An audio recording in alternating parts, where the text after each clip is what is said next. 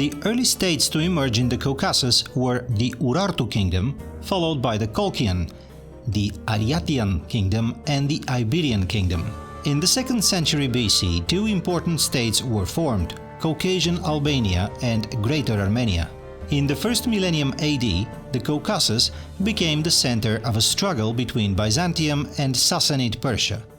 The feudal system became fully established during this time, with Christianity becoming widespread throughout the Caucasus.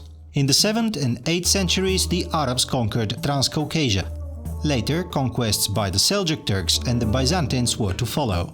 This situation was to lead to the establishment of large states in Armenia by the Bagratids, and in Georgia centered around the Tao-Klarjeti Principality. It was during the 12th and the 13th centuries that Georgia began to increase in strength. However, in the latter part of the 13th century, the Caucasus was subjected to invasion by the Mongol Tatars. In the 15th century, Turkic states were established in Azerbaijan.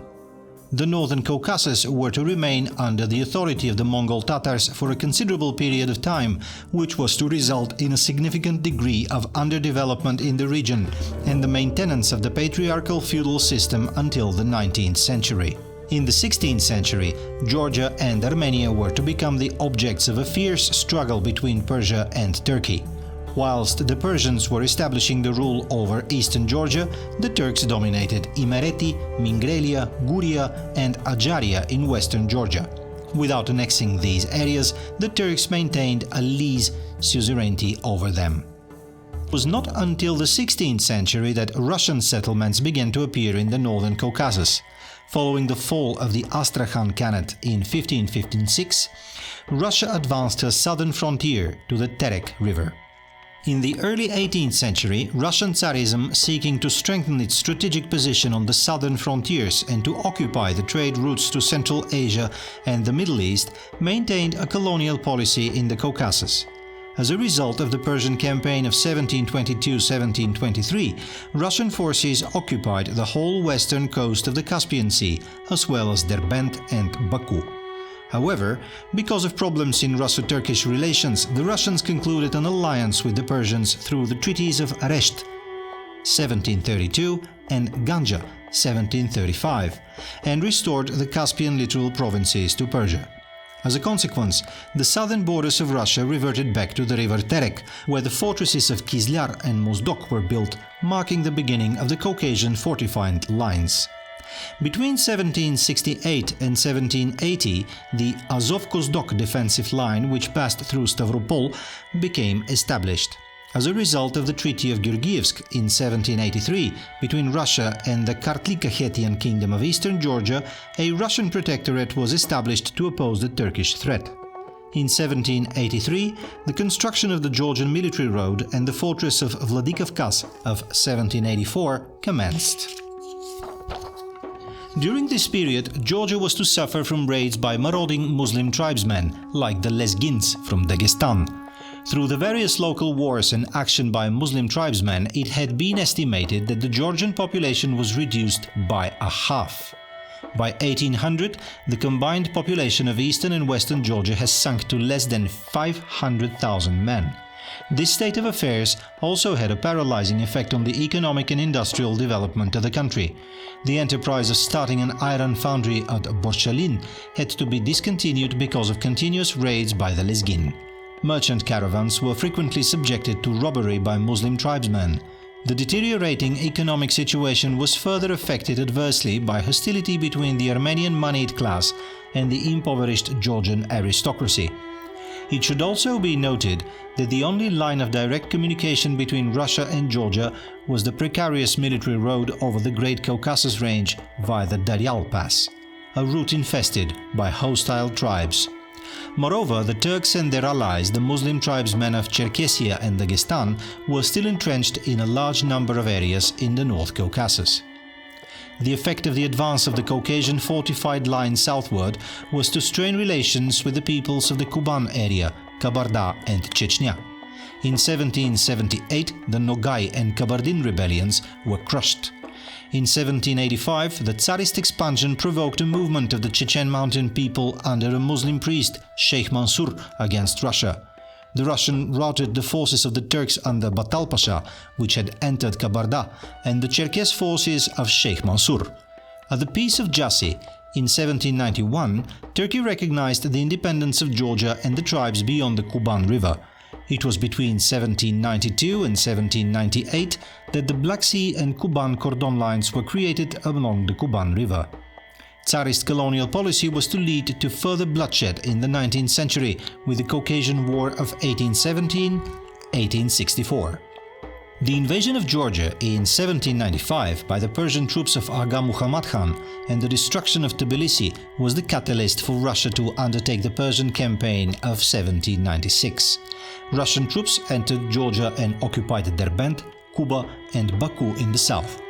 However, following the accession of the throne of Pavel I, all Russian forces were withdrawn except 2 battalions which remained in Tbilisi. Eastern Georgia's attempt to find in Russia a protector against Turkish and Persian aggression led to that area's voluntary affiliation or annexation to Russia in 1801. This included the northern areas of eastern Armenia, the Pambak, Shamshadil, Borchalin and Kazakh Distanții, temporary military districts, and the Lori district. Thus, the Georgian province was to become the first Russian administrative territory in the Transcaucasus. During the first 2 years of Russian rule, the internal situation in eastern Georgia was far from satisfactory. Russian authority was confined to the immediate area around Tiflis or Tbilisi. This restricted area was surrounded by Persian Khans, Turkish pashas and wild Muslim mountain men who were in the main hostile towards the Russians. Static Russian garrison troops were no match for the highly mobile Lezgin marauders. The only supply train from Russia through the Daryal Pass was subjected equally severely to pillage and disruption by the Ossetians. The Russian supply train was completely disrupted by a mass rebellion of Ossetian mountain men, the Kivsurs, Ntuils and other mountain peoples along the whole passage of the Georgian military road in the Great Caucasus as a result of Russian cruelty and use of slave labor on the road in the autumn of 1804. Nevertheless, the beginning of 1804 saw the liberation of Ganja from the Persian Khan, Javad by the Russians. The town was renamed Elisavetopol, Kirovabad. In the meantime, the Russians maintained their pressure on the Turks in western Georgia. By 1811, the Russians had taken Poti, Sukhumi in Abkhazia and Alkahaki from the Turks, besides crushing a rebellion of the Imereti. No sooner was western Georgia outwardly pacified than troubles erupted in eastern Georgia with rebellions by the Kartli and the Kakheti, initiated by the Persian successes against the Russians in the Karabakh region. Exhaustion of the 3 protagonists, Russia, Persia and Turkey, was to finally lead to a peace through one of short standing. Peace, already agreed between Russia and Ottoman Empire at the Treaty of Bucharest in 1812, led to the return of Poti and Alkahakli to the Turks. Under the terms of the Treaty of Gulistan, concluded between Russia and Persia, Russia was confirmed in possession of eastern and western Georgia, Dagestan and the Kuslim Khanates of Karabakh, Ganja, Shekl, Shirvan, Derbent, Baku and Kuba. However, Tsarist colonial policy was to lead to the Caucasian War of 1817 to 1864, as a result of the annexation of eastern Georgia of 1801 and the conquest of western Georgia and Azerbaijan in 1803–1813, Russian troops stationed there now were cut off from Russia by the lands of the Chechen and those of the wild tribes in Gorny Dagestan and the Cherkess in the northwestern Caucasus. The Caucasian War of 1817–1864. The military operations in the Caucasian War involved Tsarist Russia's annexation of Western Caucasus. Chechnya, Gorny Dagestan, although juridically Dagestan had been annexed in 1813, where the Cherkess had their home. These lands were inhabited by warlike mountain peoples who constantly raided the Caucasian fortified line. After the Napoleonic Wars, Russia was able to move from mere punitive expeditions to undertake a regular advance into the heart of Chechnya and Dagestan by surrounding the mountainous region with a solid ring of fortresses. Other methods included the cutting of trails through the mountain forests, building roads and razing unruly auls, or mountain villages, to the ground. This in turn had the effect of forcing the population to either settle on the plains under the surveillance of Russian garrisons or to retreat deep into the mountains. In 1817 and 1818, the left flank of the Caucasian line was transferred from the Terek to the Sunja river, with the established Pregradny Stan fortress in the middle course of the Sunja. This marked the first step in the regular advance into the territory of the mountain peoples and in effect marked the beginning of the Caucasian War. The year 1818 saw the establishment of the fortress at Grozny on the lower reaches of the Sunja river. The fortresses of Внезапная 1819 and Burnaya 1821 further extended the Sunja line. In 1818, several Dagestan tribes formed an alliance and opened a campaign against the Sunja line but were repulsed. Between 1822 and 1826, several punitive expeditions were launched against the Cherkess in the region beyond the Kuban. Both the Persians and the Turks took advantage of the anti-colonial movement in the Caucasus, but after the Russo-Persian War of 1825-28, Russia annexed the Nakhichevan and Erevan Khanates. After the Russo-Turkish War of 1828 to 1829, the entire Black Sea coast from the mouth of the Kuban River to the northern border of Adjaria, including the fortresses of Ahal-Sihe and Ahal-Kahaki, came under Russian control. These actions led to the subjugation by the Russians of almost the whole of Dagestan, Chechnya and the area beyond the Kuban in the northwest. In March 1827, the Russian military policy underwent a reversion with a change from the regular advance and consolidation of all occupied territories to one of individual punitive raids and expeditions. However, the Lezgin line was completed in 1830 and the construction of the Sukhumi military road had led previously to the annexation of the Karachay region in 1828. The increasing scale of colonization in the northern Caucasus and the cruel methods of conquest pursued by Russian Tsarism were to cause large-scale spontaneous uprisings by the independent mountain peoples. The first of these rebellions took place in Chechnya in July 1825, when the mountain people headed by Beybulat captured the Androzhurt outpost. Their attempts to take Gerzel and Grozny failed and the uprising was suppressed in 1826. This was followed in 1828, when a movement of mountain peoples arose in Chechnya and Dagestan under the religious banner of Muridism, which included among its dogmas the Gazavat, or holy war against the infidels, that is, against Christian Russians. The movement of the mountain people combined the liberation struggle against the Tsar's colonial expansion with a fight against feudal chieftains.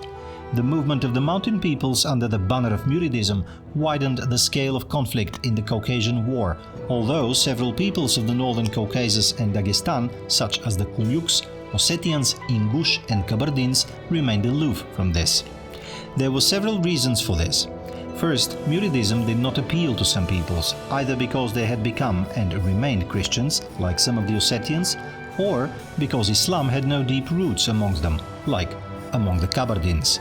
Secondly, Tsarism followed the course of carrot and stick, or divide and rule policies, which were to win over some influential tribal leaders, for instance the stand of the Avar Khan, who refused to rise up against the Russians and respond to the call of Gaza Muhammad in 1830 for a unified Chechnya and Dagestan.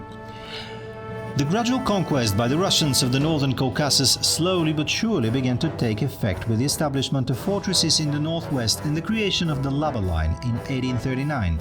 However, some of the fortresses were to be captured the following year by the Cherkess in 1840.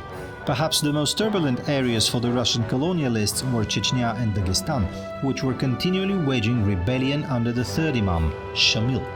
However, by the spring of 1853, the Russians succeeded in forcing him out of Chechnya into Gorny Dagestan, and secondly in the northwest Caucasus, following the establishment of the Urup line, they defeated Shamil's regent who was leading an uprising of the Cherkess. In 1853, at the eve of the Crimean War, Shamil, counting on assistance from the British and Turks, stepped up his actions against the Lezgin line at Zakatli. However, the Turkish troops were defeated at Bayshakdar in November 1853, and the attempts by the Cherkess to take the Black Sea and Lava lines were repulsed. The defeat of the Turkish army in 1854 and 1855 finally dashed Shamil's hopes for outside help. In 1858, a rebellion broke out against his rule by his own supporters in Chechnya, in the area of Vedenno. The operations of the Tsarist command were greatly facilitated in the northwest Caucasus by the disunity between the Abkhazian and Cherkess tribes. In 1855, the land of the Cherkess was cut by the Belaya river line with the establishment of the fortress of Maikop. The Abkhazians and Cherkess forced to the sea or driven into the mountains were compelled to resettle in the plains or under the influence of Muslim clergy to emigrate to Turkey. In 1864, Russian administration was established in Abkhazia. On the 21st of May 1864, Russian troops captured the last center of Cherkess resistance. The Russo-Turkish War of 1877-1878 saw Russia make substantial territorial gains with the recovery of former Georgian lands from the Ottoman Turks. In the previous wars with both Persia and Turkey, Russia had always been forced, through great power politics, to hand back land conquered by her troops in subsequent peace settlements. The Congress of Berlin confirmed Russia in her possession of extensive tracts of land from the Turks, namely Adjaria with the port of Batumi, Shavsheti, Klarjeti, Kola Ardahan and the northern portion of Tao, together with the acquisition of Kars and Aradan controlling the approaches to Turkish Anatolia. Although Russian domination brought many changes to Transcaucasia, a large part of the population never became reconciled to Russian rule.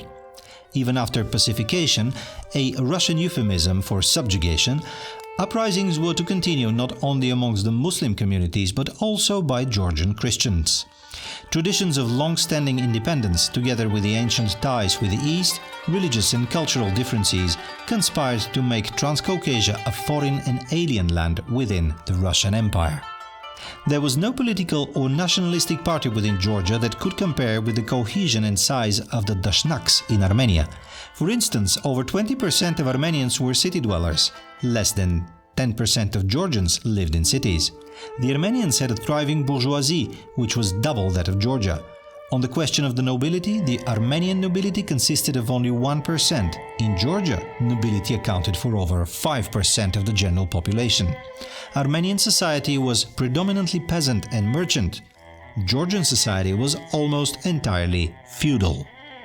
It is of great interest to note that since the annexation to Russia, a large proportion of the Georgian nobility had steadily lost their lands and wealth, becoming Russianized and losing their Georgian national character. Others remained on their estates and brooded.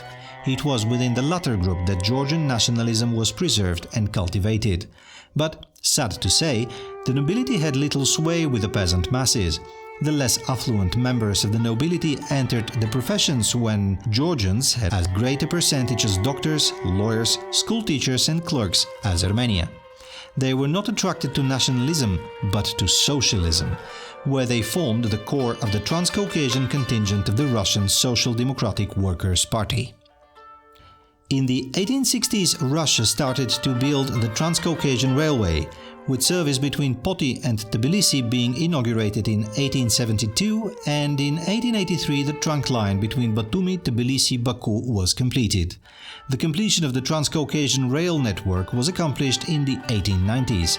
The economic development of the entire region and the demands of the nascent Baku oil fields were the catalysts for this. It was in the railway yards of Tiflis or Tbilisi and the oil fields of Baku that the Transcaucasian proletariat was born. It is possible to take the view that Georgia was experiencing a number of revolutions at once. First and foremost was the struggle for the maintenance of Georgia as an independent nation. The closing stages of the 19th century saw this as a war which was alive yet confined within the Georgian heartlands, as opposed to one of physical rebellion with weapons. The second factor was the liberal dream for freedom of expression in speech and the press, the dignity and rights of the individual as a counter to Tsarist oppression. The third factor was the socialist revolution of a small concentrated proletariat in the railway workshops and a few other industries. Georgian socialism, reflecting these three trends, tacitly assumed that a socialist revolution in Russia would solve the national question by according to Georgia the right to have an autonomous national development. But to Georgian socialists, the nub of the issue was that socialism and the way offered by socialism was the guarantor of the realization of their national aspirations. It was the second factor in Georgian socialism, the liberal dream for freedoms, which made Georgian socialists Menshevik rather than Bolshevik. Under the leadership of the revolutionary Social Democrats, Georgian proletariat began a mass political struggle. During 1900-1902, there were large strikes at various industrial enterprises in Tbilisi, Batumi and the Chatura mines. This movement gained momentum in Georgia during the Russian Revolution of 1905-1907, starting with a strike of railway workers which escalated into a general strike. By the end of 1905, almost the whole of western Georgia and a large proportion of eastern Georgia were in the hands of insurgents. Needless to say, these rebellions were put down with great ruthlessness. From 1912 onwards into the Great War of 1914-1918, strike was followed by strike. During the period of the February bourgeois democratic revolution of 1917 in Russia, Soviets of deputies from the working people, soldiers and peasants were formed in early March in Tbilisi and other Georgian cities. However, these positions were mainly taken by the Mensheviks. The Special Transcaucasian Committee was established in Tbilisi on the 9th of March 1917. Revolution, World War, Civil War and armed intervention. During the First World War, the Caucasus was to become a theater of military operations. The Caucasian Front was formed against the German-Turkish alliance of 1914. The troops of the Caucasian Front repelled the Turkish offensive and in 1915 and 1916 inflicted a series of major defeats on them. Against the background of the World War, the internal problems of Russia were to finally surface, breaking into civil war. Menshevik against Bolshevik, the Red Army against the White Russian armies, the Bielobanditi or White Bandits. As a final last layer of conflict, intervention was also to come from outside, with German, British and French troops becoming involved. However, the stresses of the war precipitated the collapse of Tsarist rule in March 1917. The March Revolution was to bring to the forefront in Georgia all the old social and economic problems that Tsarism had failed to address, namely the problems of availability of agricultural land and the position of the Georgian Orthodox Church. The fall of Tsarism led to the collapse of the old Tsarist police and gendarmerie, with the consequence that many regions of Georgia became hotbeds of anarchy and unrest, particularly after the final throes of the October Revolution. As well as universal unrest, Georgia and Transcaucasia were to suffer acute food shortages due to the state of anarchy prevailing in Russia. At this time, Enver Pasha's government of Young Turks was well aware of the excellent opportunity that Russian disarray had provided to recover the lands lost by Turkey over the previous century, and subsequently, in February 1918, Turkish forces advanced on Erzurum and Trabzon. There was the prospect of the vast number of Turks and Tatars living in the Caucasus rising and supporting their victorious Muslim brethren. The Treaty of Brest-Litovsk on the 3rd of March 1918, amongst other matters, agreed that Russian territory would no longer include the areas of Batumi, Aradan and Kars. After a mere 2 months, the Turks captured the great fortress of Kars and occupied Batumi, helped by the Muslim Georgians, the Laz and the Adjars. Food shortages were producing famine in many regions of Transcaucasia. The oil port of Baku was a Bolshevik stronghold in an otherwise Menshevik Transcaucasia. Having obtained the territory that they coveted, the Turks renewed their peace overtures. At Batumi in May 1918, the Turks pressed demands, with the threat of invasion, for the cession of the Georgian regions of Akhaltsikhe and Akhalkhaki and the Armenian lands around Alexandropol. Following Turkish ultimatums, German help was solicited, and on the 4th of June 1918, Turkish territorial demands were satisfied without invasion. However, some 10 days beforehand, Georgia had proclaimed itself a sovereign country on the 26th of May 1918, independent of the Transcaucasian Republic. The Democratic Republic of Georgia, 1918-1921. The Russian Revolution of October 1917 plunged the whole empire into a bloody civil war, during which several outlying Russian territories declared independence. Georgia was one of these, proclaiming the establishment of the independent Democratic Republic of Georgia on May 26, 1918. The new country was ruled by the Menshevik faction of the Social Democratic Party, which established a multi-party system in sharp contrast with the dictatorship of the proletariat established by the Bolsheviks in Russia. It was recognized by Soviet Russia in the Treaty of Moscow of 1920 and the major Western powers in 1921. During the final stages of the World War I, the Armenians and Georgians had been defending against the advance of the Ottoman Empire. In June 1918, in order to forestall an Ottoman advance on Tiflis or Tbilisi, Georgian troops controlled the Lori provinces, which had an overwhelming Armenian population. After the armistice of Mudrus and the withdrawal of the Ottomans, the Georgian forces remained. Georgian Menshevik parliamentarian Irakli Tsereteli offered the Armenians would be safer from the Turks as Georgian citizens. The Georgians offered a quadripartite conference including Georgia, Armenia, Azerbaijan and the mountainous Republic of Northern Caucasus in order to resolve the issue, which the Armenians rejected. In December 1918, the Georgians were confronting a rebellion chiefly in the village of Uzunlar in the Lori region. Within days, hostilities commenced between the two republics. The Georgian-Armenian War was a border war fought in 1918 between the Democratic Republic of Georgia and the Democratic Republic of Armenia over the parts of then disputed provinces of Lori, Yavakheti, but largely populated by Armenians. In February 1921, the Red Army of the Soviet Russia invaded Georgia and after a short war occupied the whole country. The Georgian government was forced to flee in exile.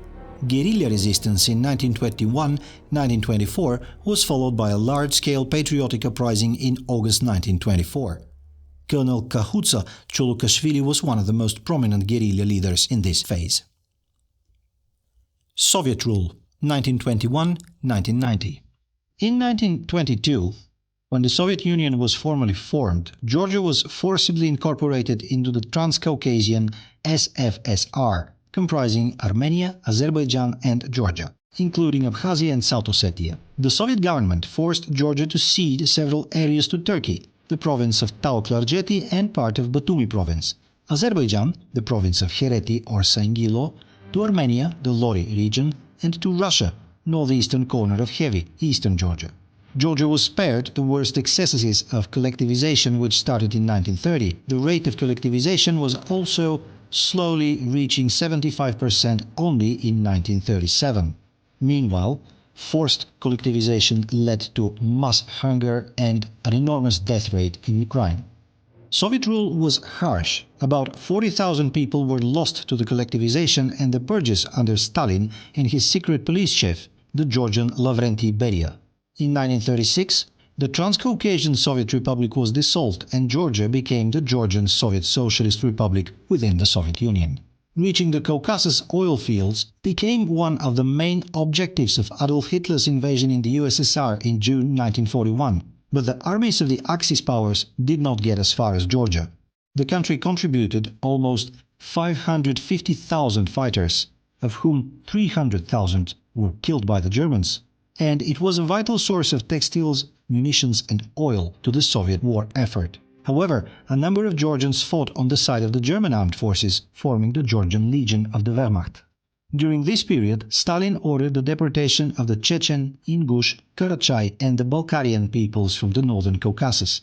They were transported to Siberia and Central Asia for alleged collaboration with the Nazis. Stalin abolished their respective autonomous republics. The Georgian Soviet Republic was briefly granted some of their territory until 1957. Stalin's successful appeal for patriotic unity eclipsed Georgian nationalism during the Second World War and diffused it in the years following. On March 9, 1956, about 100 Georgians were killed when they demonstrated against Nikita Khrushchev's policy of de-Stalinization. The decentralization program introduced by Khrushchev in the mid-1950s was soon exploited by Georgian Communist Party officials to build their own regional power base. A thriving pseudo-capitalist shadow economy emerged alongside the official state-owned economy. While the official growth rate of the economy of Georgia was among the lowest in the USSR, such indicators as savings level, rates of car and house ownership were the highest in the Soviet Union, making Georgia one of the most economically successful Soviet republics. Corruption was at a high level.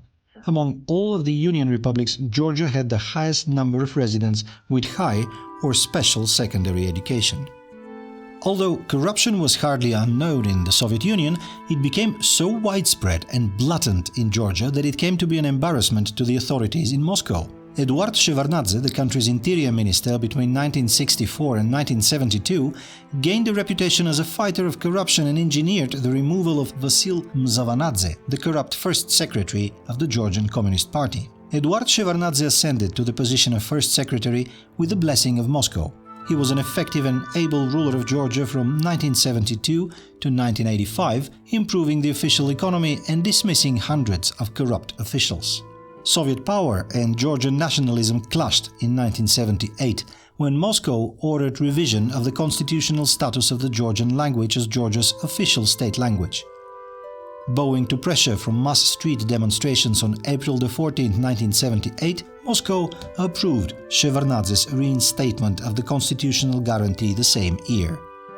April 14th was established as a day of the Georgian language. Eduard Shevardnadze's appointment as Soviet foreign minister in 1985 brought his replacement in Georgia by Jumber Patiashvili, a conservative and generally ineffective communist who coped poorly with the challenges of the perestroika times. Towards the end of the late 1980s, increasingly violent clashes occurred between communist authorities, the resurgent Georgian nationalist movement, and nationalist movement in Georgia's minority-populated regions, notably in South Ossetia.